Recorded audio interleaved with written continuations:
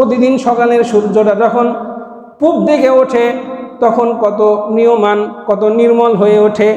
এই সূর্যটা যখন মাথার উপরে আসে কত গনগনে প্রখর থাকে। এই সূর্যটাও এক সময় যখন ডুবে যায় আবার নিষ্প্রভ হয়ে আলোহীন হয়ে ডুবে যায়। আল্লাহ আমাদেরকে দেখাচ্ছেন, মানুষ তুমি যখন শৈশবে ছিলে কিছুই করতে পারতে না, এখন তোমার শরীরে শক্তি সামর্থ্য আছে মনে করছে এভাবেই বুঝে চলবে। না না, ওই সূর্যের দিকে তাকিয়ে থাকো, যার প্রখর রোদে একটা মিনিট দাঁড়ানো যায় না, সেই সূর্য এক সময় নিষ্প্রভ হয়ে ডুবে যায়।